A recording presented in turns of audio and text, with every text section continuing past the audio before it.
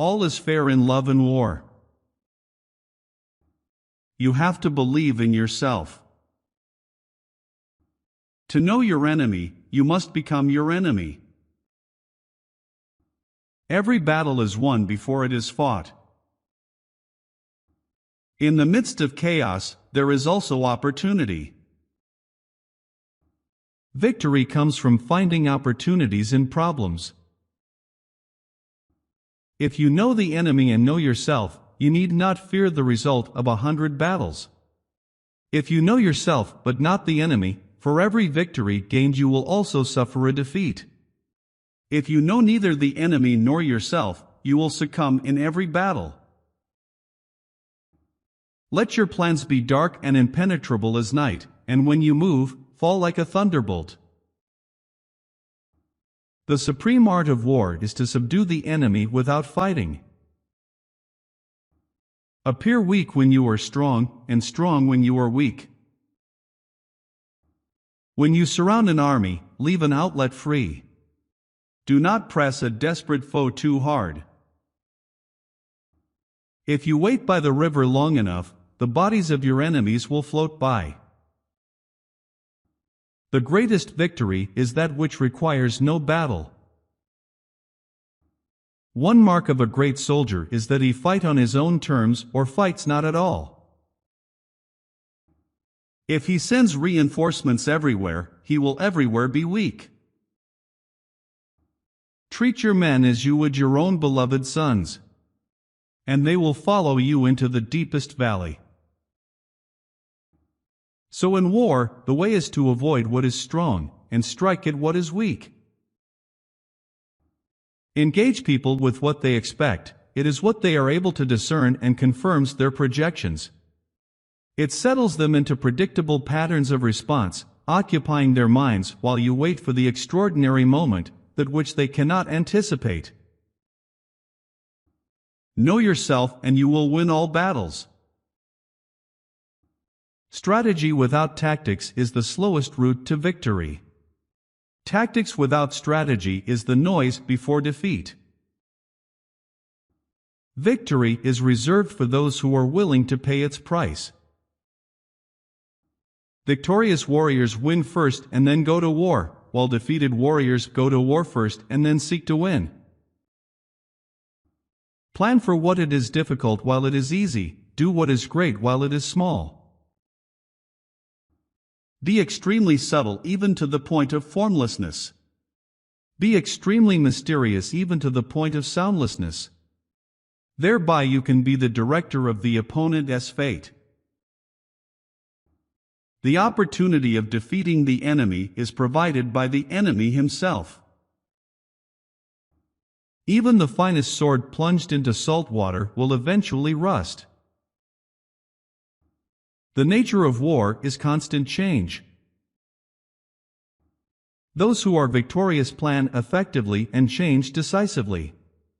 They are like a great river that maintains its course but adjusts its flow. Move swift as the wind and closely formed as the wood. Attack like the fire and be still as the mountain. Build your opponent a golden bridge to retreat across. He who wishes to fight must first count the cost. Supreme excellence consists of breaking the enemy's resistance without fighting. If the mind is willing, the flesh could go on and on without many things. Great results can be achieved with small forces. When the enemy is relaxed, make them toil. When full, starve them. When settled, make them move. First learn to become invincible, then wait for your enemy's moment of vulnerability. Do not engage an enemy more powerful than you. And if it is unavoidable and you do have to engage, then make sure you engage it on your terms, not on your enemy's terms. So a military force has no constant formation, water has no constant shape. The ability to gain victory by changing and adapting according to the opponent is called genius. To win 100 victories in 100 battles is not the acme of skill. To subdue the enemy without fighting is the acme of skill. When strong, avoid them. If of high morale, depress them. Seem humble to fill them with conceit. If at ease, exhaust them. If united, separate them. Attack their weaknesses. Emerge to their surprise. What the ancients called a clever fighter is one who not only wins, but excels in winning with ease. If you fight with all your might, there is a chance of life, whereas death is certain if you cling to your corner. The art of war is of vital importance to the state. It is a matter of life and death, a road either to safety or to ruin. Hence it is a subject of inquiry which can on no account be neglected. You cannot know if you will be successful or not. You can only prepare for battle, and it must be done with all of your heart and with all of your consciousness. In that manner, you will have an edge. Move not unless you see an advantage, use not your troops unless there is something to be gained, fight not unless the position is critical. What is of supreme importance in war is to attack the enemy's strategy. Humble words and increased preparations are signs that the enemy is about to advance. Violent language and driving forward as if to the attack are signs that he will retreat. The clever combatant imposes his will on the enemy, but does not allow the enemy's will to be imposed on him. Rely not on the likelihood of the enemy's not coming, but on our own readiness to receive him.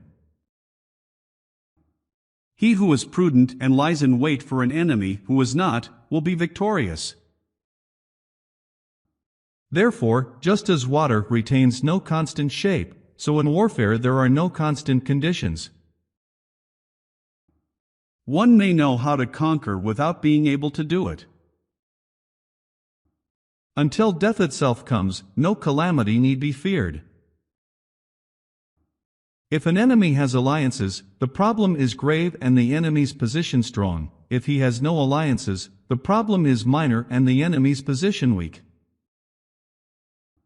To subdue an enemy without fighting is the greatest of skills.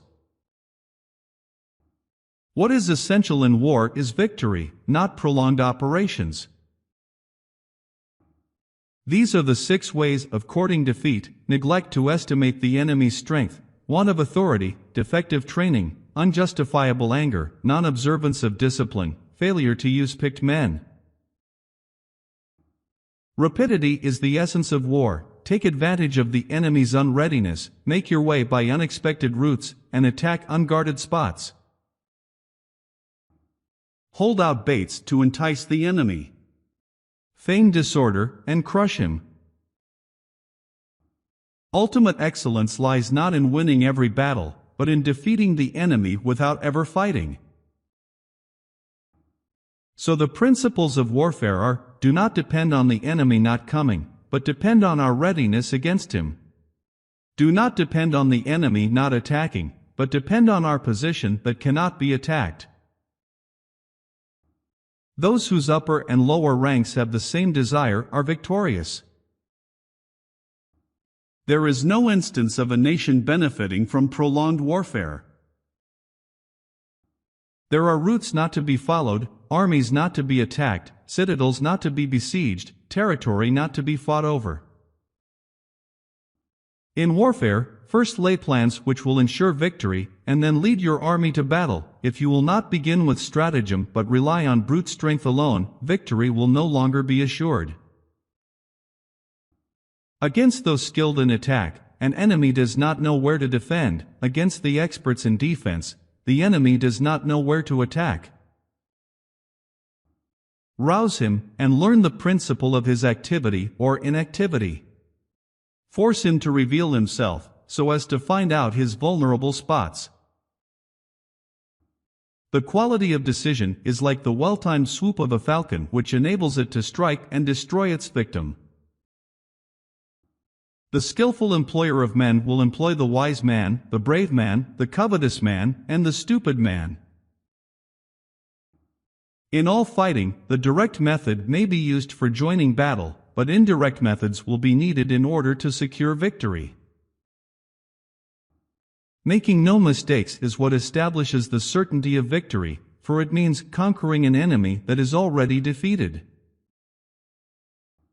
A kingdom that has once been destroyed can never come again into being, nor can the dead ever be brought back to life.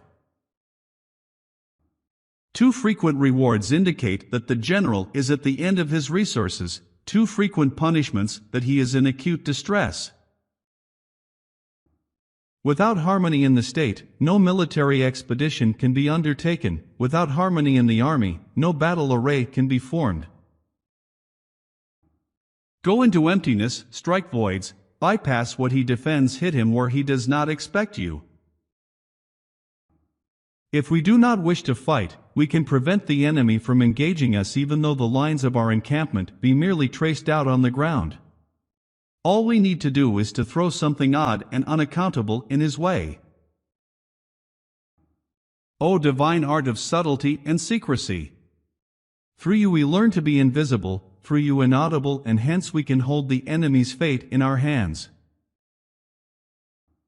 Know thyself, know thy enemy. 1,000 battles, 1,000 victories. A sovereign of high character and intelligence must be able to know the right man, should place the responsibility on him, and expect results. Thanks for watching. Don't forget to like the video and subscribe for regular content. See you next time.